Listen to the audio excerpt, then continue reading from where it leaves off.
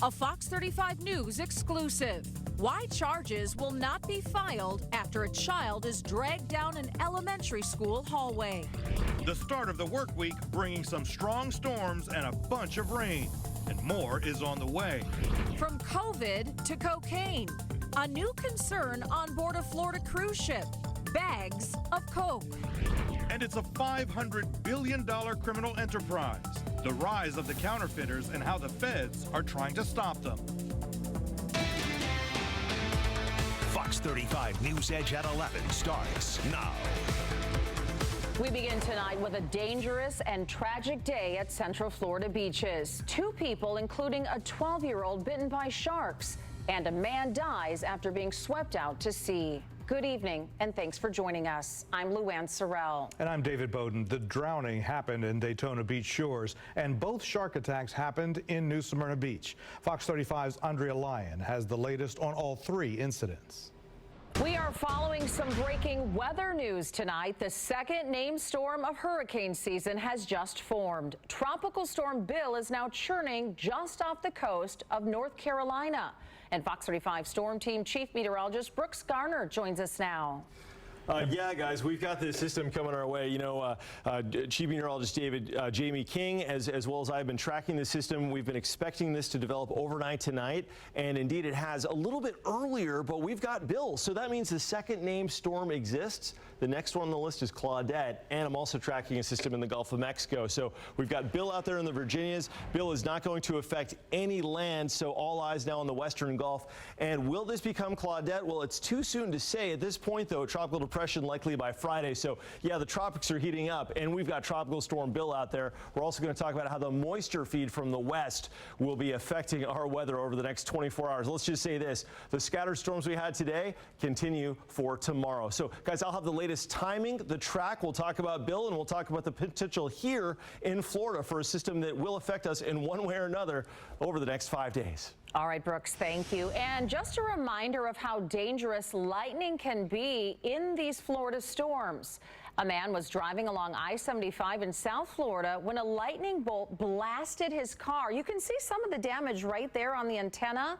Thankfully, that driver was not hurt, but the powerful strike did leave this mark, a 7-foot-long, 4-inch-wide gouge in the highway. The car had to be towed away. Wow, well, you can track the storms on live radar right in the palm of your hand with the Fox 35 Storm Team app. It's free to download, and it will send you alerts when there's a thunderstorm warning in your area or if there's lightning nearby, like in this case. Also developing tonight, an investigation is now underway after a 3-year-old is found dead in West Melbourne. The 911 call came in on Friday, and police are calling the death suspicious. We are still working to find out exactly how that child died. We will bring you any updates on air and online at fox35orlando.com.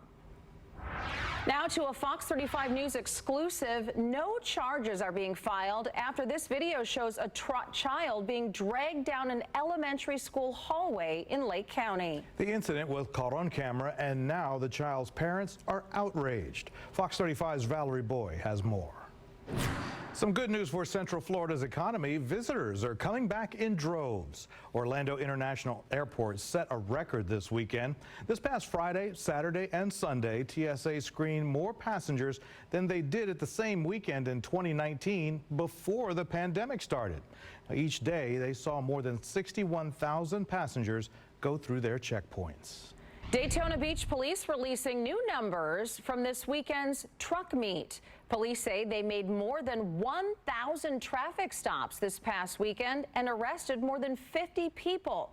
The mayor of Daytona Beach says he does not want that truck meet to come back. He says in addition to all the police reports, he has a laundry list of complaints from residents. I'd just rather them not come. I said there's plenty of other events, plenty of other money to come into this town. We don't need that. Our other events are used to Daytona Beach, and they have learned how to be good guests.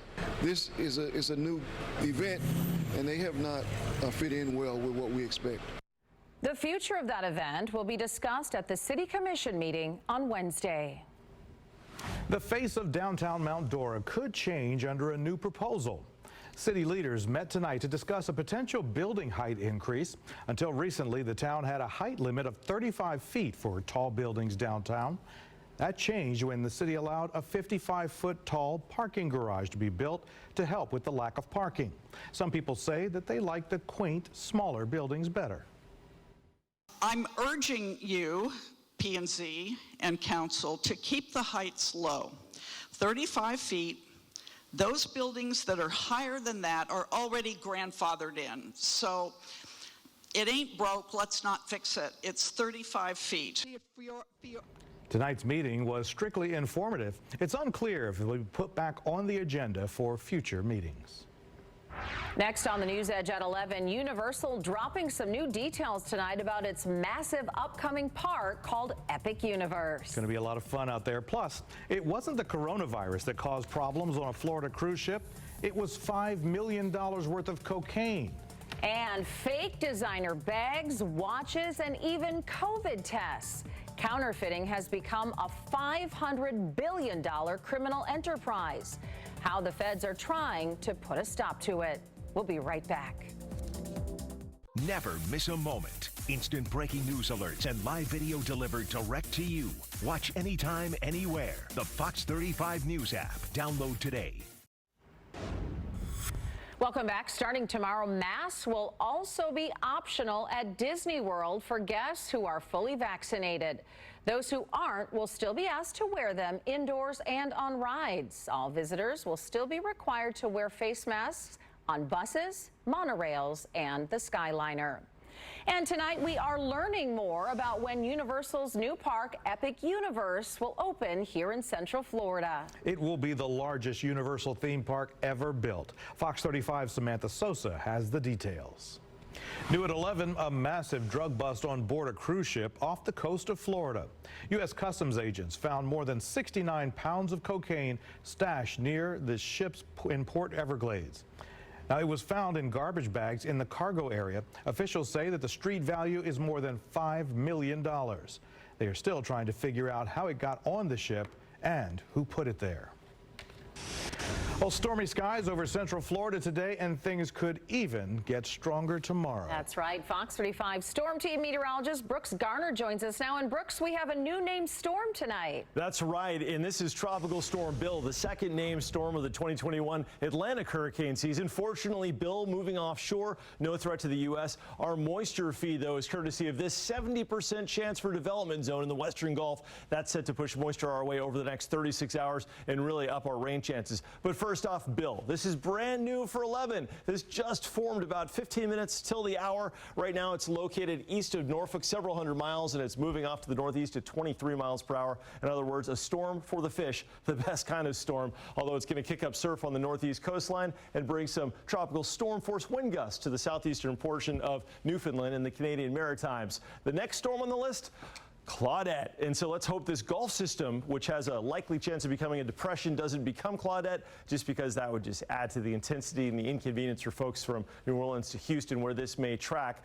And that's a very highly flood prone area, especially this time of year. But whatever this is to become will likely be that by Friday. What does that mean for Florida? Well, until then, we're catching moisture from it. But the moment it becomes a closed circulation, that moisture will be cut off. That, combined with a high pressure nosing into Florida, will sort of turn off the spigot, if you will, for Thursday and Friday before it comes back with the remnants of whatever that is on the western Gulf Coast tracking through Georgia. Well, right now we're looking at the heart of the moisture feed, and there's no reason for it to stop because that is not yet a closed circulation. So it's going to keep feeding into Florida from the southwest about 1,000 miles away. Fox 35 storm tracker radar honing in on most of the action not being over, but there are a couple of spots, little downpour moving out of Bithlo, heading toward Mims and Titusville, but otherwise pretty quiet stuff. And even that thunder shower earlier working down toward Vero Beach is history. But I'm looking at this stuff coming out of Manatee County, working into Hardee County, and eventually working up into Highlands County. This will be a possibility of some rain overnight for Osceola County, as well as some more action up in Pasco and Hernando. So average high this time of year 91. So we're going to be within a couple of degrees of that all the while. This really becoming a rainfall forecast. The highest chances for tomorrow and for a Wednesday, and then it'll drop off a little bit Thursday, especially Friday and Saturday. Saturday looks to be the driest day, but as soon as that rain goes away, it comes back because the remnants of that tropical depression or future tropical storm Claudette will work up into Alabama and Georgia, dragging moisture back over our region. But that'll be a sunny Saturday and a hot one if you have been waiting for some nice weather on your vacation or you're just going out on the water. That's good news for weekend plans if you're living for the weekend. But yeah, we need the moisture, and we're going to get it over the next couple of days, guys. Lots of breaking weather tonight with the arrival and development of Tropical Storm Bill. All right, thanks so much. The Fox 35 Sports Zone is up next. Sports anchor Adam Shadoff here with a preview. What are you working on tonight, Adam? Well, we've got some big names and big investments on tonight's Fox 35 Sports Zone. The Jags open up their mandatory minicamp today, and Trevor Lawrence was there, just not practicing fully. He's got a little bit of an injury, and Jacksonville is being understandably cautious. And the Magic are reportedly interviewing another big-name candidate for their head coaching job, and this guy has ties to Orlando's front office. I've got all that and more. The Fox 35 Sports Zone is next. Fox 35 News is brought to you in part by Morgan & Morgan. The world's returning to normal, and TMZ's ready to get back in the game. Weeknights at 7:30. Welcome to the Fox 35 Sports Zone. I'm Adam Shadoff. So it seems pretty clear that the Jags are being very cautious and protecting their big investment. Orlando City and Orlando Health renewed their partnership today for a long-term deal. Orlando Health gets the naming rights to the Lions practice facility in Kissimmee and the Pride's facility in Lake Mary. Florida State gets a big grad transfer today. It's former Notre Dame offensive lineman Dylan Gibbons. The 6'4", 309-pounder is from St. Pete. He played in 29 games with 1 start for the Irish. Pride star Alex Morgan. And finally now, Orlando's EA Sports is putting out a little teaser for the upcoming cover of their Madden video game, a pair of goats. A hint that maybe Bucs star Tom Brady will share that all-important cover with Chiefs QB Patrick Mahomes, perhaps. The GOAT and the baby GOAT. We will see. And that's it for sports. I'm Adam Shadoff. David and Luann. I like that. The GOAT and the baby goat. That's good stuff. Yeah. Still ahead tonight on the NewsEdge at 11. Another major shopping mall store files for bankruptcy, because of the pandemic. And more Americans are ready to travel once again, and plenty want to go on their bucket list to get to those bucket list destinations. We'll tell you what the top ones are after the break. Welcome back. The owner of more than 100 shopping malls across the country has now filed for bankruptcy. Washington Prime Group says the pandemic has created significant challenges with stores going out of business. The company has secured $100 million in financing, and all of its shopping centers will keep running as normal for the time being. Washington Prime Group manages some retail space at the Waterford Lakes Town Center in Orlando. There's no word yet on how those shops could be affected.